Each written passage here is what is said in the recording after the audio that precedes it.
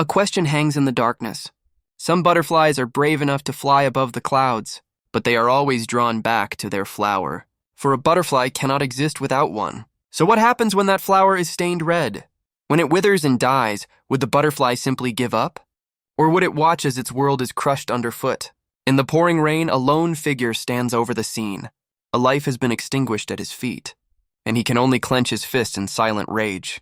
He's asked if he's crying again, and how many his crimson tears will claim. As he kneels over the body, a shadow approaches. He pulls back his hood, annoyed by the interruption. A group of scavengers wants a piece of his catch, but then they recognize him. The blood-soaked bleacher. Their leader isn't impressed, revealing their bleachers too. Great, a club meeting. He lunges forward, wreathed in a torrent of fire. The flames roar towards our boy, who doesn't even flinch. His eye simply glows red, ready for what comes next. With a simple clench of his fist, the scavengers find themselves completely paralyzed. He walks past them without a word, leaving them to face the terrifying pressure he projects. A wave of pure dread washes over them. He shoves their leader aside like he's nothing, and they can only stare, calling him a freak. But their leader isn't taking this humiliation lightly. He's earned a new title, the blood-soaked butterfly. Elsewhere, a trade is finalized at a fortified outpost. The trade is complete, a hefty payment for his haul. He turns and walks away without another word. The outpost guard Vesta cheerfully waves him off. Her partner's warning earns him a swift smack. She explains that this world wasn't always so broken. A time when children didn't have to beg for scraps, offering whatever they could find just to survive. These kids have sacrificed too much, and she wishes she could offer more than just pity. Meanwhile, our boy looks out over the slums at the edge of the crimson cloud. The slums are a maze of makeshift homes and desperate people. His thoughts are interrupted by the sounds of chaos nearby. A group of children run wild through the streets, and for a moment, a faint smile crosses his face. The children rush to greet him, calling him Mani. He seems surprised by their welcome, asking why they're out. But his concern turns to shock as a stranger grabs one of them. He immediately confronts the man, demanding to know who he is. But the kids explain he's a friend who brought them gifts. A real charmer, this one. The man's friendly demeanor drops, revealing a sinister smile. The man claims he only wanted to protect the children, but Mani's eyes are filled with pure distrust. The stranger Varen suddenly offers him a piece of cake. Mani clenches his fist, demanding to know his true intentions. Varen agrees to get straight to business. He asks if Mani hates this world and wants to end it. He's building a team of special bleachers and wants Mani to join. Their goal is to bleach the crimson cloud and stop the red rain. Mani can't believe what he's hearing. Varen offers a deal. Mani's power for the children's safety. Varen waits for his answer, the deal hanging in the balance. But Mani's eyes burn with a cold, familiar fury. He's brought back to a moment of absolute despair. His fist tightens, fueled by the bitter memory. He refuses, calling Varen out for using the kids as a weakness. He insists he will protect them on his own. Varen remains calm, urging him to think it over. He tells Mani to look into his soul for the real answer. And with that, he turns to leave, the offer still on the table. His companion, however, seems to be in a bit of a hurry. But Mani stops them with two final conditions. First, they must take the paralyzed scavengers with them. And as for his second, more pressing demand, he wants them to leave the cake, a man of priorities. With the strangers gone, he heads back to the kids' shelter. He enters, cake in hand, looking weary from the encounter. The children immediately swarm him, full of apologies, but he just pulls them into a hug, reassuring them. He offers them the cake, insisting they all share it. And for a moment, they're just kids enjoying a rare, happy moment. Later that night, a rare moment of peace settles over the shelter, and soon, they're all huddled together in a peaceful slumber. But Mani's dreams are haunted by a desperate cry, a memory he can never escape. The day his flower was stained red, and a mysterious stranger appeared in the crimson rain. A terrifying presence screams a warning in his mind. He's jolted awake, his heart pounding, only to find a new nightmare has begun. The arsonists outside show no remorse for the children inside. He curses the thugs responsible for this. The children cry out, telling him they have to run, but the shelter is already starting to collapse. His eyes widen in absolute horror. The kids can only huddle together, bracing for the inevitable, but his fear quickly turns into cold resolve. The roof gives way with a deafening crash, and that familiar crimson glow returns to his eye. The entire structure implodes in a storm of fire and debris, yet somehow the children are left completely untouched. With a guttural roar, Mani holds back the collapsing roof.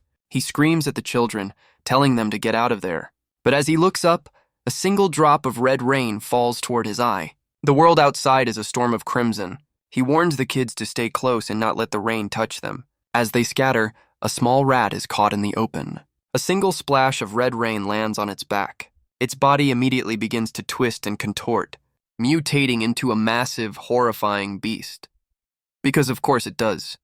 But before it can even move, the monster is instantly incinerated. The monster is gone in a flash of fire, but Mani is still trapped, straining under the weight. Varen's words echo in his mind, a tempting offer of safety. He fights against the crushing pressure and his own power. As another drop of red rain falls, the ground beneath the children gives way. Mani can only watch in horror as they fall. Suddenly, one of the arsonists is sent flying. A mysterious figure has just entered the fray.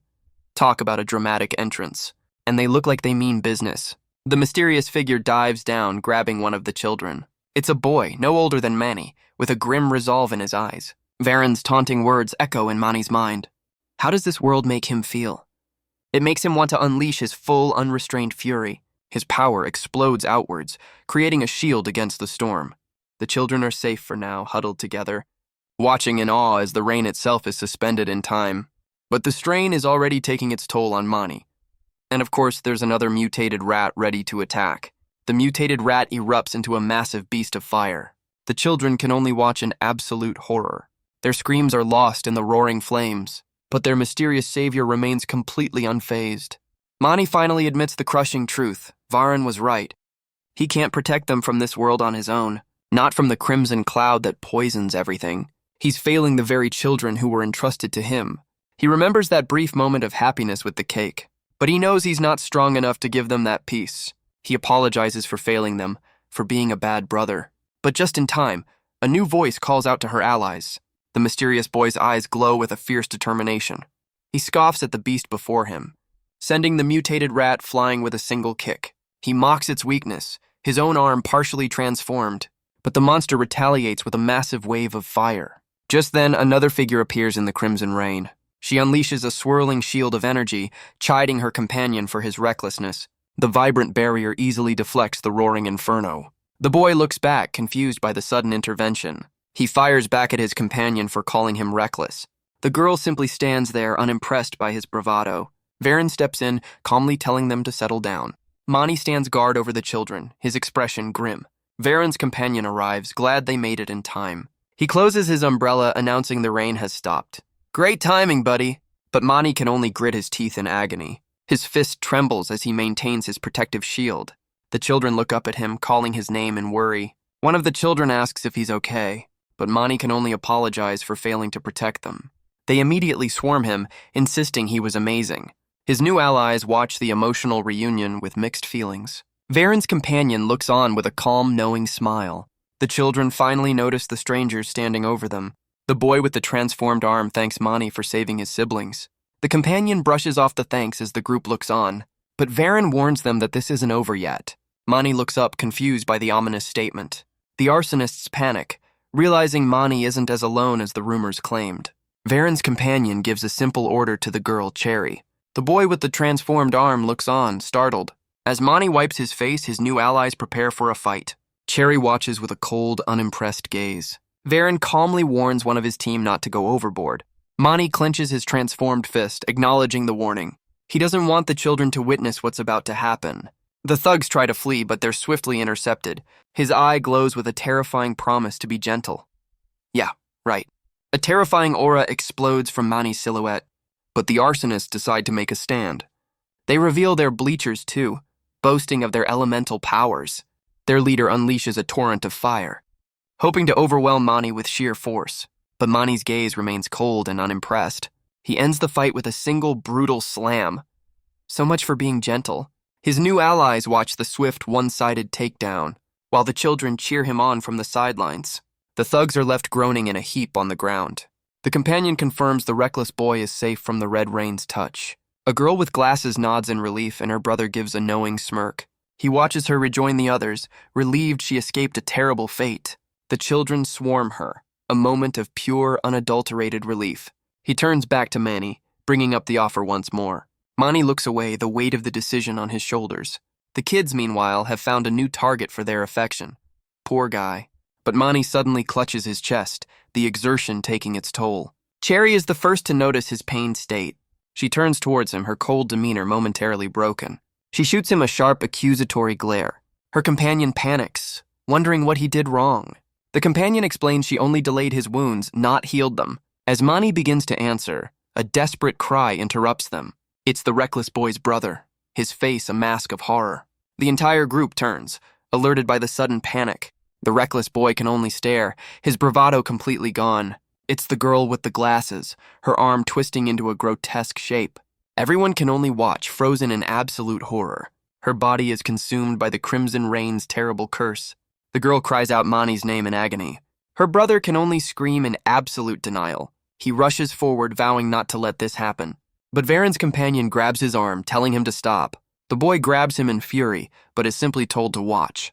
With a dramatic snap of his fingers, because of course he can do that, the boy can only look on in confusion. The girl is suddenly encased in a strange energy field. The curse recedes and she realizes the pain is gone. Meanwhile, Mani struggles to breathe, the strain finally catching up. The other children rush to her side, relieved she's okay. She reassures them, telling them not to cry. But one of the kids, Bo, just stares at her blankly. She asks if he's hurt, worried by his silence. He just gives her a gentle pat on the head, then turns away, trying to hide his relief. Naomi is left completely stunned by the gesture. He's clearly the strong, silent type. The others swarm her in a group hug, the tension finally broken. Varen's companion tells the reckless boy to relax, but he demands an answer, confused how she was infected at all. Varen's companion admits there's still much to learn about the Crimson Cloud. He explains Naomi was likely splashed by a puddle, not pure rain. But even so, her transformation was strangely contained to a single limb. He offers to explain his hypothesis, calling himself something of a scientist. It all began 18 years ago with an event called the Crimson Cataclysm. A permanent crimson cloud formed, cursing the world with red rain, and a black fog imprisoned the country's center in endless death. Because of course it did. Some who survive the rain are lucky, gaining unusual powers or bestowments, while others transform into mindless, destructive monsters. These creatures, like the mutated rat, are known as Nephilim. He explains this is why bleachers hunt Nephilim for the army. Those untouched by the rain's blessing either die or transform. He admits Naomi's case is unique, with no known precedent. For now, the transformation has been halted by Dalia's power. The children thank her, and the companion extends an invitation to their base. Dalia brushes it off as the companion mentions a doctor who can help. The kids are thrilled at the idea of a bleacher doctor. He reveals the doctor's name is Oz-Uri, which gets a strong reaction. The other kids, meanwhile, have found a new favorite chew toy. He continues, listing the other specialists on their team. Mani listens, his expression unreadable. The kids thank Dalia, who insists they just call her by name. She can't help but smile at their chaotic energy. The companion snaps his fingers once more, a familiar gesture.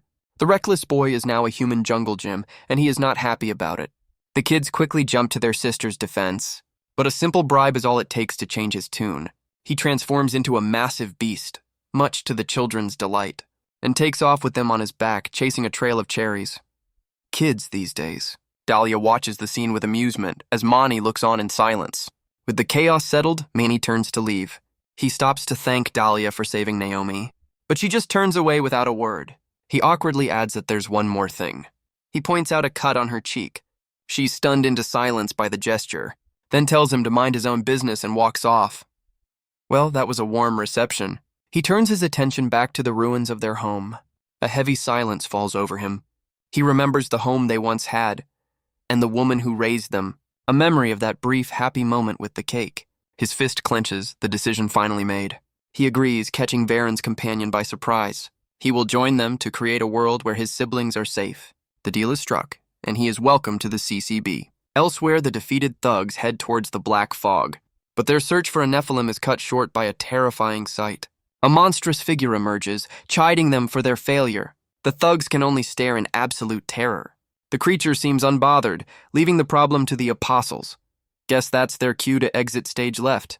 The creature offers a condescending form of acceptance. It invites them to become one with it. A truly generous offer.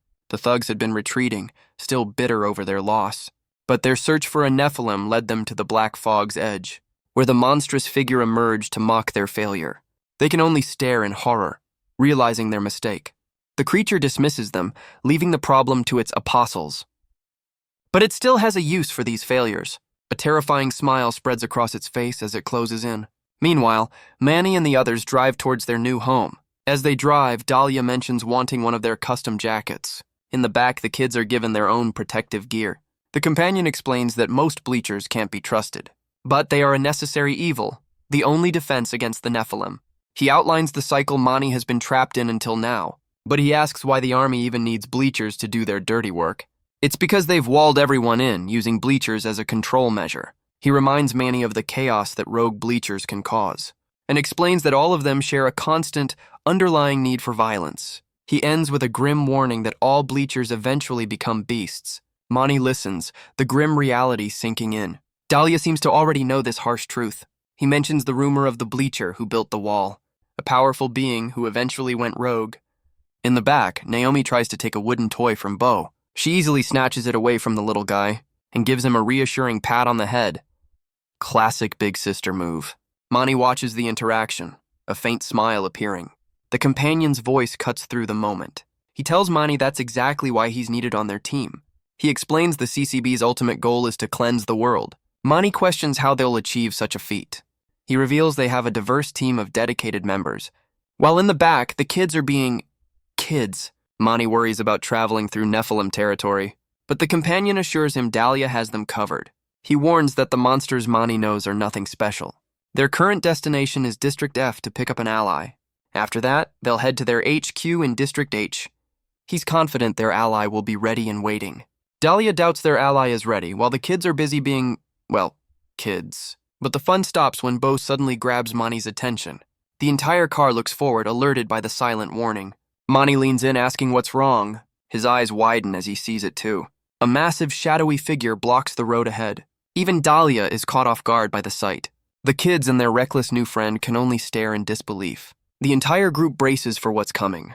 The companion grips the wheel, realizing they need to move fast.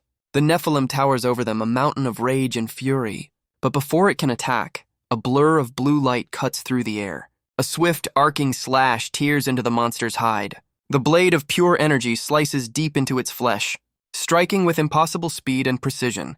And in an instant, the beast is torn apart from the inside. It lets out one final, agonizing roar before it falls. A new figure appears, taunting the fallen creature. So this is their ally. The dying Nephilim mocks him back with its last breath. The boy simply steps onto its head, ending the fight without a word.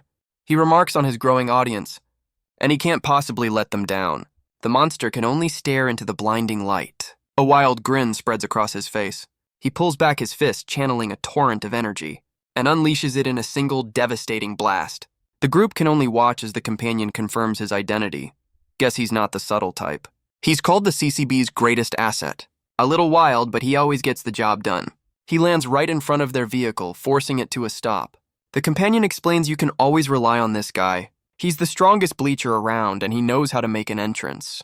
Renta strikes a pose, ready for his victory party. The vehicle screeches to a halt just before him. The companion's words echo, a testament to his faith in their ally. A man who calls himself the strongest, demanding a soundtrack for his triumph. This is Renta, a showman who treats every battle like a performance. Elsewhere, in a candlelit cavern, a cloaked figure kneels in reverence. They bow their head low before a mysterious carving, apologizing for being unworthy to even look upon their master. A monstrous hound approaches its master, who rises to face a new task. With their gift destroyed, they must now deal with the nuisance responsible. The figure gives a simple command to their beast. They must remain vigilant to deliver their master's will. A new chapter begins, steeped in lost faith. Back on the road, the group stares at the aftermath of the battle. Mani is stunned, having never seen a Nephilim of that size. The companion places a hand on his shoulder, explaining this one was different. But he assures them there's no need to worry now, because Renta's welcome involves a high-speed sparring session. He grins, ready to greet his teammates properly. He opens his arms wide, claiming he's missed them terribly. Dalia is completely unimpressed, reminding him it's only been a day. But the reckless boy is still fired up, vowing to get even. The companion explains to the kids that Renta is just that good. Renta easily grabs Dalia's arm, putting her in a timeout. He effortlessly handles both of his overeager allies. With them subdued, he finally asks about their new friends. But the kids cut in, ready to handle the introductions themselves. One of the kids proudly introduces their family. Then with a dramatic flourish, two of the others strike a pose. The companion watches on, completely unimpressed, but Renta is absolutely eating it up. The kids unleash their ultimate explosive pose. A reference, perhaps? Renta applauds their performance, calling them the coolest, and he immediately joins in on their victory dance. But the companion cuts the party short, asking for a report. Renta immediately snaps to attention, ready to get down to business. He explains the district is lost and must be destroyed. The companion agrees they were too late, as Mani looks on in confusion. He stares at the devastation, unable to process the decision. Renta claims there was nothing they could have done. The companion grimly agrees they should just move on, and the reckless boy surprisingly agrees with the plan. But Mani steps forward, horrified by their conclusion. The companion insists it must be done, and soon, Mani can't believe what he's hearing. Even the children question the harsh decision. He argues that this district is someone's home. He's reminded of all the families who found happiness here. Places where people stuck together through the red rain. Renta seems frustrated by his passionate outburst. He tries to explain that they don't want to do this. But Mani demands to know what will happen to the residents. The companion senses a change, asking Renta what's wrong. Renta's eyes widen as he warns them that something is coming. The ground suddenly splits apart beneath their feet. Just another Tuesday in this world. Mani immediately runs towards his siblings, vowing to reach them. Mani can only stare in disbelief. He's separated from his family in an instant. His new allies are just as stunned by the sudden chaos. The children scream his name, terrified and alone. He looks up, his only thought on reaching them. Renta curses, his showmanship completely gone. He digs his heels into the crumbling earth. Mani screams at him to protect the children, to save them, no matter what it takes. And Renta's expression hardens with grim resolve. Mani wakes up in a dark chasm, completely disoriented. The earth groans and shifts all around him, and he's not alone. Monstrous shapes lurk in the shadows. His first thought is of his siblings, who must be terrified. He remembers them clinging to him for safety, and he apologizes for failing to protect them once again. But regret quickly turns into a burning resolve. He powers up, ready to face whatever comes next. The shadowy figures begin to close in around him. He clenches his fist, his worry turning into power. He's haunted by the memory of his siblings, apologizing for failing them yet again. But that guilt quickly hardens into a vow. He unleashes his power, ready for all of them. He meets their charge with a furious clash. The dust settles, revealing he's completely surrounded. A whole welcoming committee of nightmares. He lands gracefully, taking a moment to survey the odds. He faces the horde, his crimson power flaring to life, and dives headfirst into the swarm with a brutal slam. He sends one of the creatures skidding past him, landing firmly on the broken ground. A new chapter begins, with Mani ready for the fight. But a much larger threat emerges from the dust. It charges forward, a blur of monstrous rage.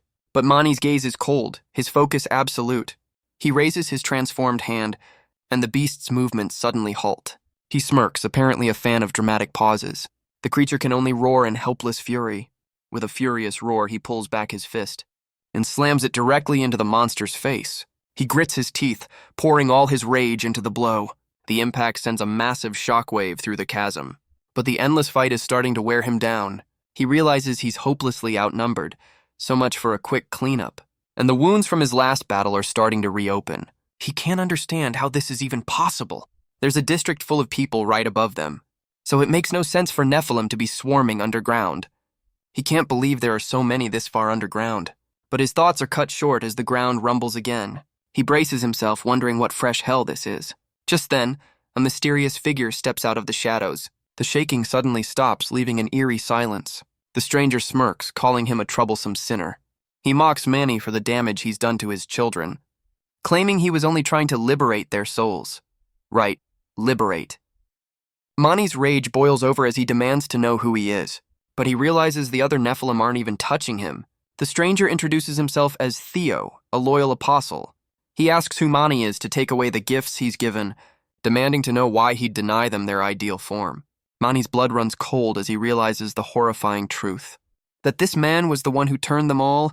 He roars in fury, his crimson power flaring to life. Theo simply confirms it, claiming it was his master's will. Guess that makes it okay then. Mani lunges forward, enraged by the senseless slaughter. But Theo scoffs at his anger, calling him an insolent sinner. Mani grabs him, vowing he won't let him hurt anyone else. Theo doubles down, insisting he's only setting souls free, but Mani shoves him back with a furious snarl. He slams the apostle hard into the cavern wall, roaring that all he's actually done is break their souls apart. The rock shatters, but Theo seems completely unharmed. He calmly tells Mani to look up even if he can't see it, calling the crimson cloud the very image of beauty. Well, everyone needs a hobby. Mani realizes this is no ordinary bleacher. As the cavern groans, his thoughts turn to his family above. He falls, convinced he's failed them all over again. His greatest fear is becoming one of these monsters. But a sudden explosion of blue light erupts from below. Renta has arrived, his eyes burning with a cold fury. He unleashes a massive wave of pure energy. The Nephilim are stunned by his sudden appearance. He cuts through their ranks with a single powerful slash, and finally confronts the man responsible for all this. Took him long enough. He roars out the apostle's name, Theo Manberg. The two now stand face to face, ready for battle. Renta admits he had a hunch it was him, but refused to believe it. Mani asks if he knows the apostle, and Renta confirms he does by reputation. He's Theo Manberg, the infamous bleacher who helped build the wall. The very same wall that traps everyone inside this living hell. Rumor has it he stopped working with the army and joined the apostles. Mani is completely lost, having never heard of them. Renta teases him for being so out of the loop, but Mani's focus snaps back to what's important. He desperately asks if his siblings are okay, and Renta confirms they're safe. He tells Mani to stand back, because this fight is far from over.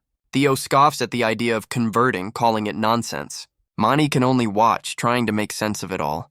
Theo explains that ever since the Crimson Cataclysm, ever since the very first drop of red rain fell, he has seen it as a blessing upon the world.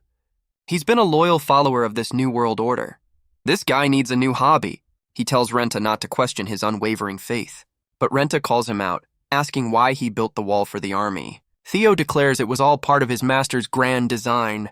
He asks how Renta, of all people, can't see the truth. Theo accuses Renta of betraying their master's will. Renta admits he's not worthy to question it, but he won't let Theo stand in its way.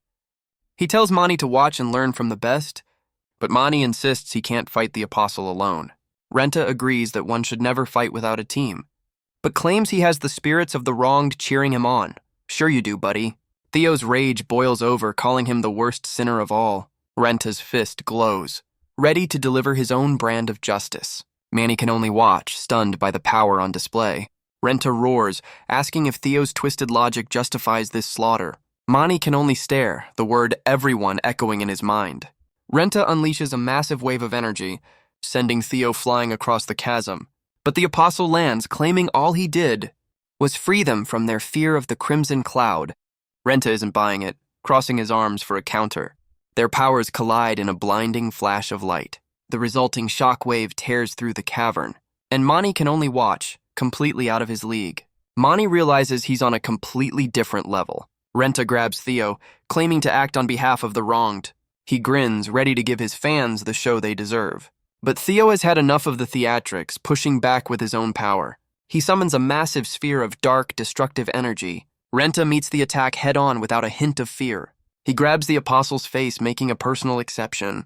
And since Theo was so kind as to come to him, he dares him to try and turn him into a monster too. Their clash sends another shockwave through the chasm as Mani watches on. As the battle rages, Mani dodges through the chaos. Theo can't believe it, questioning why his master blessed Renta with such power. Renta retorts that he can ask her himself once he's been dealt with. But just then, a single drop of red rain falls onto Theo's forehead. His eyes widen, the crimson drop a stark contrast to his own power. He sees it as a sign, a promise that he has not been forsaken. Renta can only watch as the apostle declares that his master is ready to accept him as her angel, as the Nephilim below begin to merge. An angel of what, exactly? Bad fashion? Both Renta and Mani are stunned by the horrifying transformation. The creatures writhe and combine into a single monstrous form. The ground trembles as the Nephilim fuse into a single grotesque mass. A massive explosion of energy erupts from the chasm, sending rock and debris flying in every direction. The entire district begins to crumble under the strain. A new, terrifying monster emerges from the chaos. So this is Theo's angel form. Above ground, Dalia shields the vehicle, telling the kids to stay inside. The children are terrified, asking if their brother will be okay. The companion tries to reassure them, saying Mani can handle himself. But the reckless boy points out Renta left them with new enemies. A new wolf-like figure stands before them, ready to attack. The companion reminds the reckless boy of his simple task. He goads him, questioning if he can even handle it. The boy roars back, his pride clearly wounded. He tells them to just sit back and enjoy the show. But the companion's praise is cut short, as another figure stands atop the monstrous horde. She tells the boy he'll need to try a little harder. A little friendly competition never hurt anyone. The companion checks in on Dalia, who's still shielding them. The children ask if she can keep the shield up. She confirms she can, though the effort is showing. The reckless boy sniffs the air, sensing a new threat approaching. And it's a big one. A massive armored beast emerges from the rain. The companion points out they've got even more company now. He suggests that maybe just for once his two hot-headed allies could cooperate. But the two of them just stand back to back, ready to take on the horde alone. They both insist the other would just get in their way. Teamwork makes the dream work, guys. The companion can only sigh, wondering when they'll ever learn. The reckless boy just laughs, tearing through the monsters on his own, while his rival unleashes her own devastating power, proving she's just as capable. But strength is meaningless if you have no one to share the victory with. Inside the vehicle, the children are terrified, but Naomi holds on to hope. Bo comforts them with a simple pat on the head. He pulls out his familiar wooden pipe and stands before them with a look of pure resolve. The others rally around him, convinced he'll protect them. Kids are great. Outside, the reckless boy is overwhelmed by the endless horde. His rival wonders why the Nephilim are all rushing in one direction. Just then, the ground begins to shake and crack once more. Varen watches with a grim expression, the children huddled behind him. The reckless boy demands to know what's going on. The reckless boy senses an overwhelming power. He realizes the chaos around them is suddenly slowing down. His rival notices the horde of monsters has vanished. They both turn, completely baffled by the sudden silence. A massive, drooling maw opens in the darkness before them, revealing a Nephilim far larger than any they've ever seen. She asks what it is, certain Renta already defeated it. But the companion calmly explains this is something new. He points out the smaller Nephilim are fusing with it. The children can only watch in horror, calling out for Manny. The reckless boy realizes Varen's companion was right about the monsters fusing. Just then, Renta emerges from the chasm, supporting a weary Mani. Mani can only smile, relieved that his family is safe. As the vehicle carefully descends into the chasm, Mani screams at Renta to get them out of there. But Renta's expression is grim, knowing it won't be that easy. The massive Nephilim roars, its maw a cavern of teeth. Renta shoves Mani forward, telling him to go to his siblings. He turns to face the horde alone, buying them precious time.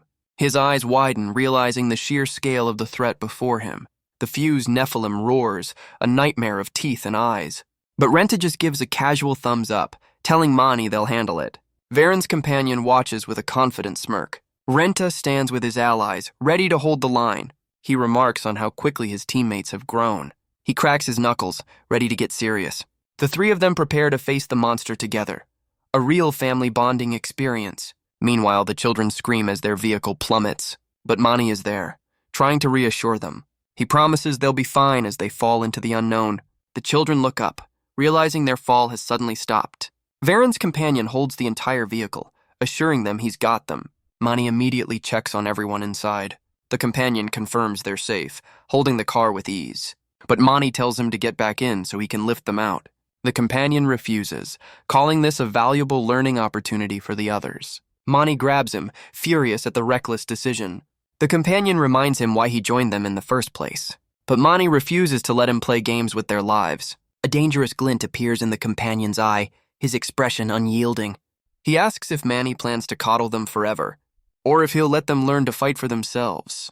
He points out that twice now Mani has hesitated, forced to choose between his family and his allies. A harsh lesson that he can't save everyone. But Mani has heard enough, shoving him away, clearly not a fan of motivational speeches. The companion's attention shifts to the battle above, confirming the identity of their powerful foe, Theo Manberg. So the rumors of him joining the Apostles were true. Mani slams the door as the companion notes the Apostles' recent activity. He wonders if the Apostles are acting because they established the CCB, but for now he'll stay back and watch the fight unfold, promising to jump in only if things get truly desperate. Inside the vehicle, Naomi clutches a doll, worried for her brother. Above them, the fused Nephilim roars, calling them unworthy. The three allies dive in, unleashing a coordinated assault. The reckless boy slams the ground, sending a massive rock spire upwards. but he can only stare in shock as it fails to even scratch the beast. From the car, Mani's eyes glow with a familiar crimson light. He declares that if it bleeds, they can still fight it, spoken like a true action hero. His rival points out the monster's core is at the very top. Renta tries to suggest a plan, but the reckless boy cuts him off. He insists on taking all the glory for himself. So much for teamwork. Renta can only watch as his ally charges off alone. The massive beast begins to react to the lone attacker. A grotesque tendril erupts and strikes the boy down. He can only stare in disbelief as he's caught. Renta screams for him to hang on, his bravado gone. He immediately scales the chasm wall to help. He calls out, hoping his teammate is still alive. The reckless boy insists he's fine, brushing off the attack. The fused Nephilim roars as the boy wonders how a monster this tough can also talk. He asks his rival how they can possibly win without Renta, but she tells him he can't do it alone. He shoves her away, clearly not a fan of teamwork or personal space. The companion's words about having a trustworthy team echo in Mani's mind. His hand tightens on the door, his decision made. He steps out, telling the two bickering allies they have to work together. He admits he's always been a lone wolf, but says their shared motivation should be enough. He reminds them that they all joined this team for a reason, and his reason is to create a world where his siblings can finally be safe and happy. He asks for their reasons, saying they can't fight together without understanding each other. The reckless boy's goal is to eat all the cherries and punch Renta in the face, a truly noble cause. Mani is a little taken aback, but accepts the answer. He then turns to his other ally, who immediately cuts him off. She calls his heartfelt speech cringe and refuses to participate. He tries to plead with her, asking her to just join the team. But her attention is drawn to his cheek, which is bleeding again. He grits his teeth as the old wound reopens from the strain. Inside the car, the companion notices Dalia is bleeding again too. A new chapter begins, hinting at a dark past hidden behind a mask. She explains that the cloud chose her, forcing her to survive while it took everyone else. She was passed from one relative to another, a burden no one wanted, surrounded by fake kindness and false love. She sat through their empty gestures, feeling completely and utterly alone. Her expression hardens with a quiet resolve, and so she decided to leave it all behind. As she stepped out, a single drop of red rain fell before her. She looks up, facing the crimson storm that had defined her life. Believing that what she truly wanted had to be out there somewhere, she explains that eventually she found what she was looking for. Or rather, she corrects herself. It was what she was looking for that found her. Her expression softens, a flicker of hope in her eyes. She was used by a group of scavengers, praised only for her power. She would return from their hunts, wounded and alone. But one day, the woman with the kind smile appeared. She showed genuine concern for Dalia's well-being. And for the first time, Dalia didn't mind the pain as long as she had her. But like everything else in her life, that happiness was stained red. She explains they were betrayed, left to die. Her hands are stained red, her eyes wide with horror. The only person who showed her kindness was gone. And in that moment of despair, something inside of her finally snapped, just as a familiar figure appeared in the rain. Right on schedule. The one thing she'd always wanted was taken away again. But this time, she wasn't going to just accept it. She wouldn't forgive the scavengers who used her, or the crimson cloud they all hid beneath. She finishes her story, a quiet pain in her eyes. But her reflection is cut short by the sounds of battle. The reckless boy is slammed into the ground, his solo act failing once again. Mani knows they can't win unless they fight as one. But Dalia seems content to let them figure that out the hard way, so Manny decides to give them a little push. He unleashes a wave of energy, forcing them into a team-up. With a snap of his fingers, he sets his plan in motion. The reckless boy summons a mount, now motivated by the promise of cherries, of course he is, and together they charge headfirst towards the monstrous apostle. He asks if she's finally changed her mind. She turns away, her expression unreadable. Manny's words are fueled by the memory of his family, and the weight of his promise to them. He explains that he has to find something he lost. Dalia understands, admitting her life is meaningless without her own goal. She must reach the crimson cloud that took everything. And just like that, two lone wolves find a common purpose. How touching. Her eyes narrow with a new, unwavering resolve. Mani smiles, glad to finally have her on the team. She turns back, her gaze filled with a newfound fire. The reckless boy is thrilled, already her #1 fan. Dalia seems taken aback by their genuine support. Mani smiles, telling her the pep talk is over and asking if she's in. She reaches out her hand, a silent acceptance, and steps forward, admitting she doesn't really have a choice. The fused Nephilim roars, mocking their chances of victory. But for the first time, they stand together as a team. With the plan agreed upon, Dalia leaps into the air, unleashing a wave of clones to distract the monstrous apostle. Meanwhile, the plan is set in motion. While Dalia's clones provide cover, they scale the monster to reach its core. Her illusions swarm the apostle, a perfect distraction. But the strain of maintaining both is immense. She insists she'll be fine, pushing through the pain. With her cover, the two boys race towards their target, closing the distance with every powerful step. They stand together, ready for the final push, and unleash a combined assault on the apostle. The monstrous apostle roars, its rage shaking the very ground. As they climb, the reckless boy decides to have a snack. They finally spot their target, the apostle's core. He asks Mani for the plan, his first suggestion being to eat it. Of course, Mani can only stare, completely appalled by the suggestion. The reckless boy argues that just removing the core won't work, as Theo could simply create another monster to replace it. He explains they have to destroy the apostle completely, leaving nothing behind. Mani can only watch, stunned by his ally's sudden move. He simply eats the core, saving the day while complaining about the taste. A true hero. But Mani's fist tightens, realizing something is terribly wrong. He stares in shock, understanding their plan didn't work. The apostle's body was just a shell. He's already one with the beast, and the reckless boy is left with a mouthful of useless monster parts. Great. Just then, Dalia is engulfed in a wave of pain. The strain of maintaining her illusions is finally too much. She's already pushed herself far beyond her limits, but she knows she has to hold on for Naomi's sake. So she rises once more, ready to face the monster head-on. As the fused Nephilim charges forward with a furious roar, the reckless boy scolds Dalia for hiding how much damage she's taken. He holds back the monster's attack, his frustration barely hiding his concern. And Mani finally understands the true nature of her power. She heals them by taking their wounds upon herself, then hides the pain. He remembers the cut on her cheek, the first clue he missed. It all comes back to his own weakness, his failure to prevent their pain. He reveals his own power is limited, only able to control others' blood for a moment. But he'll use every last second to stand against this monster. Dalia insists she can keep going, as her ally complains about Mani's slow pace. Patience is not his virtue, clearly, and the apostle's massive fist comes crashing down towards him. But Dalia pushes through the pain, her power flaring to life. She throws up a hand, stopping Mani's reckless charge in its tracks.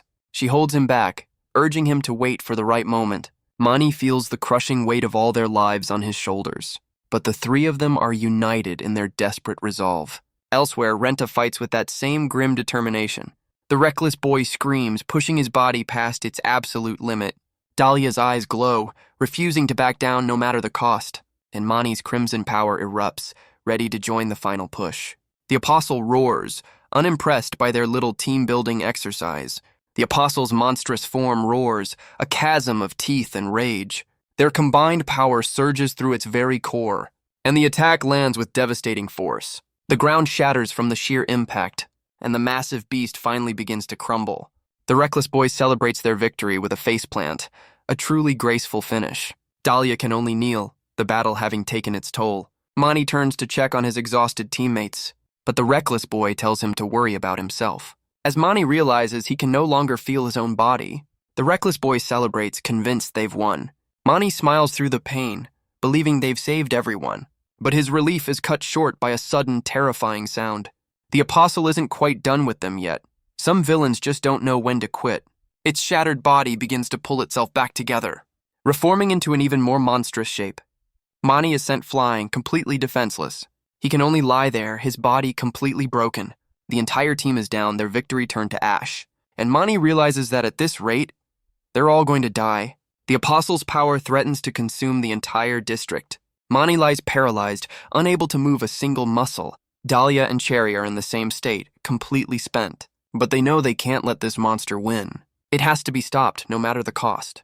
Mani can only lie there, filled with bitter regret. The reckless boy curses his own weakness, and Dalia is haunted by what she could have done. All of them are crushed by a single shared thought, if only they were stronger. But a familiar voice cuts through the despair, proud of their efforts. Renta stands over his fallen teammates, ready to take over. He tells them to leave this to him so he can get all the glory.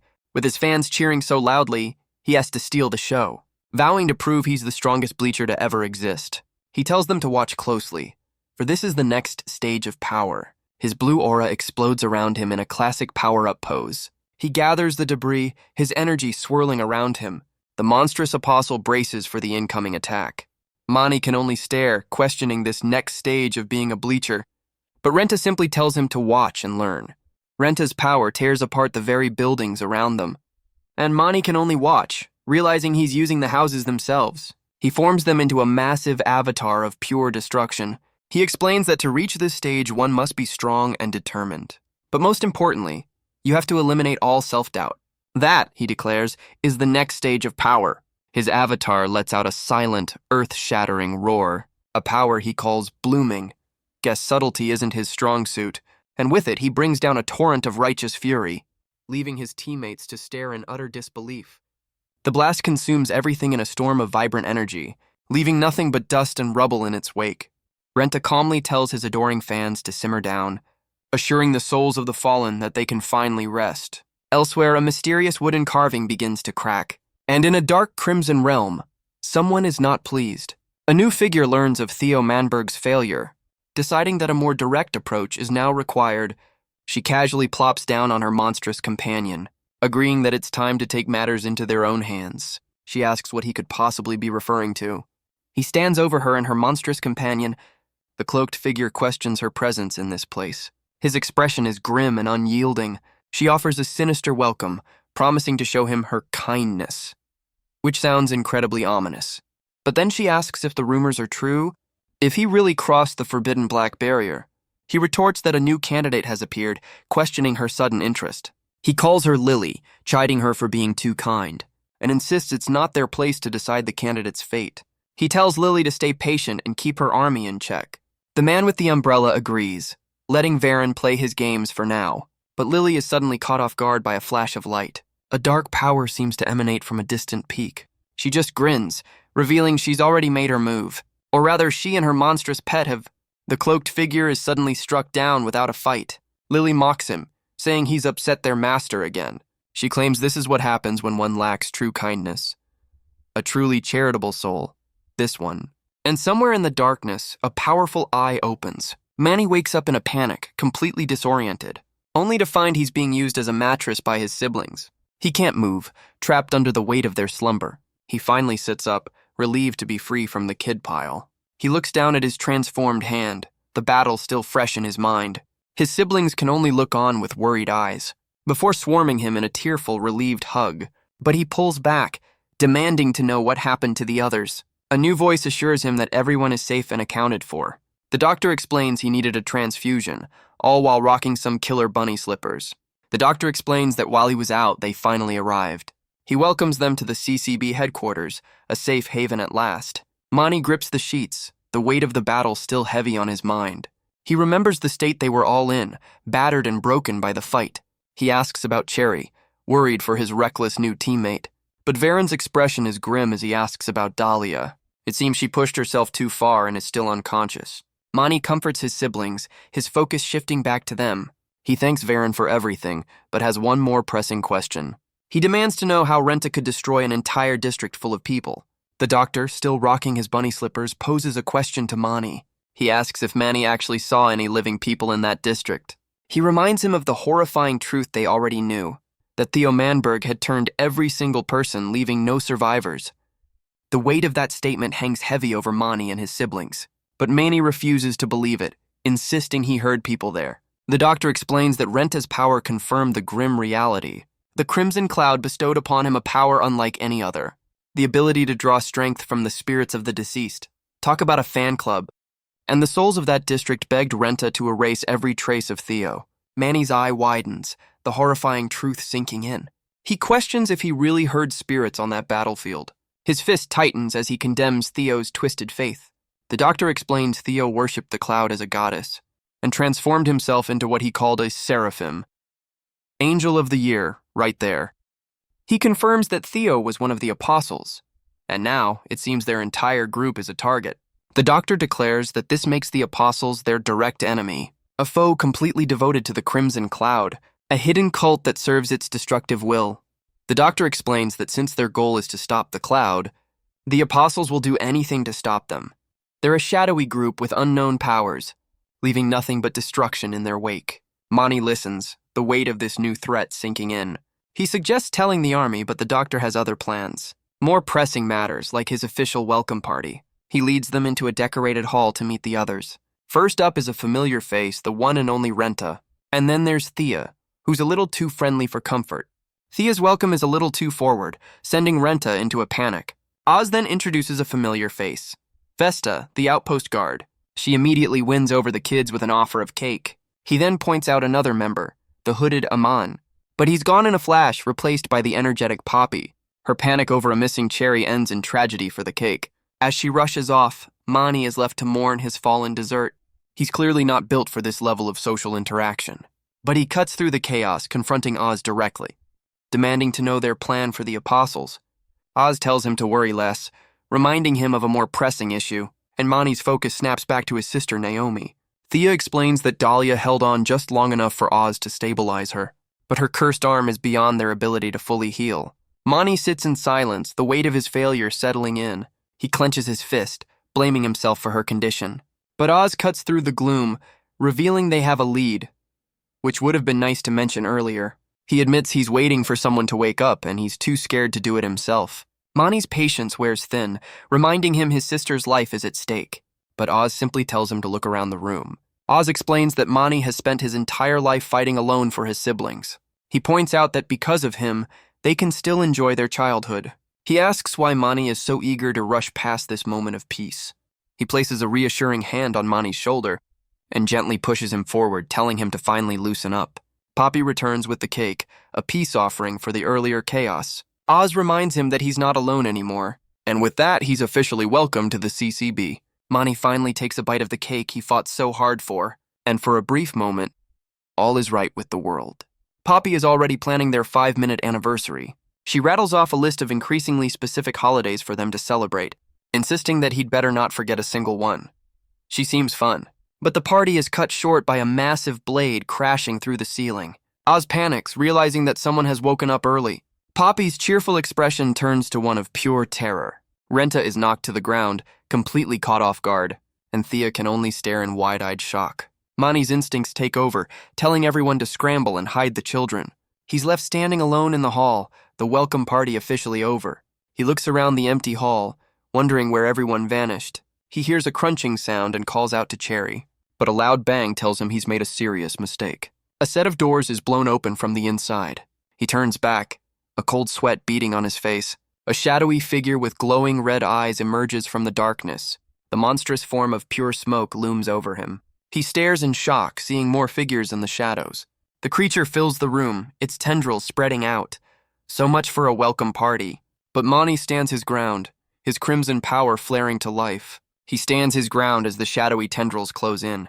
The creature's glowing red eyes fixate on him, but Mani just grits his teeth, completely unimpressed. The shadowy monster lunges forward with a silent roar. Mani clutches his head, annoyed by the sudden chaos. He braces himself as the tendrils whip towards him, but he easily dodges the attack, almost toying with it. From the shadows, a familiar ally watches the fight. Mani suddenly shouts a warning to Cherry, who is immediately exposed, furious that Mani just blew his cover. Cherry screams at the shadowy figure to stay back, but Mani shoves him aside, telling him to get out of there. Cherry can only stare back, confused by the sacrifice. Mani yells at him to save himself as the shadow consumes him. The tendrils wrap around his body and he struggles to break free. He throws a desperate punch, trying to fight his way out, but it's too late. Cherry is on the ground, defeated and mourning his lost cherries. He's dragged into the darkness, his bravado completely gone. Oz grabs Mani's shoulder, telling him to give it up. He confirms they've lost him, wondering where this thing even came from. Mani demands to know what just happened, but Oz cryptically explains that some things are best left a mystery. He blames the welcome party for the sudden chaos. So much for a warm reception. Mani realizes this is the doctor they've been waiting for. Oz warns him it's not a good time, but says she's already requested a meeting. He explains she has the top 2 floors of the building to herself. Oz tells Mani to go on ahead while he gets Naomi. He's given simple instructions. Go to the room and stay put. He takes a deep breath, ready to meet this mysterious doctor. His hand closes around the doorknob, and he peeks inside, completely unprepared for what he sees. He's immediately slammed back by the shadowy force, and finds himself caught in that same familiar smoke. A voice calls out to him, and he looks up in confusion. The source of the chaos holds a lit cigarette. A woman asks if he's the one making all the noise. She's clearly not a morning person, annoyed by the intrusion. Mani can only stare, completely stunned by the scene. She asks what he wants, her eyes glowing with irritation. He quickly explains it's all a mistake, that he's here for his sister. She calmly sips her drink as he thanks her for treating their wounds. He gets straight to the point, asking about the contact who can help Naomi. The woman introduces herself as Oz, telling him to relax. Manny is understandably skeptical, given the giant smoke monster behind her.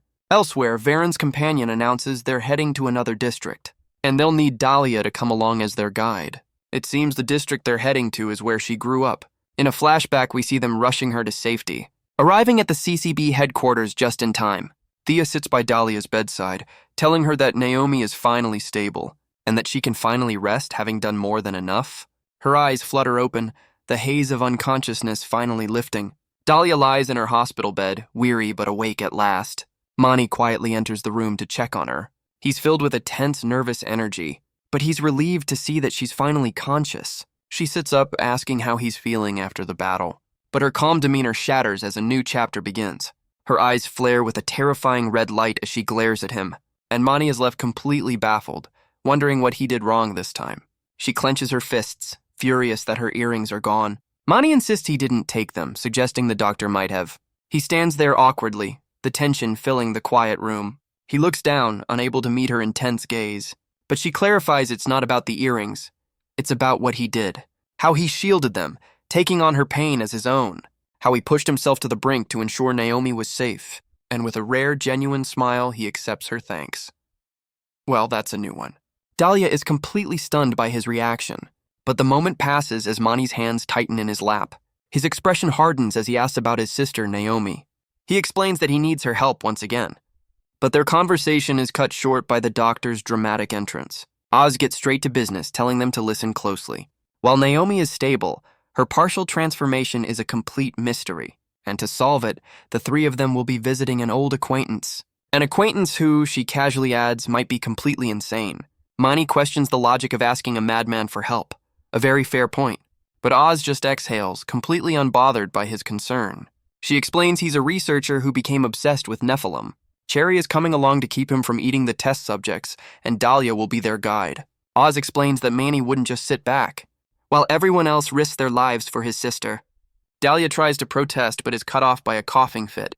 Varen tells her to relax, saying her concern is another reason she must go. Oz reveals their contact has gone completely silent, and there are rumors the apostles are using strange new tech, but Dalia refuses to believe their ally, Judah, would ever betray them.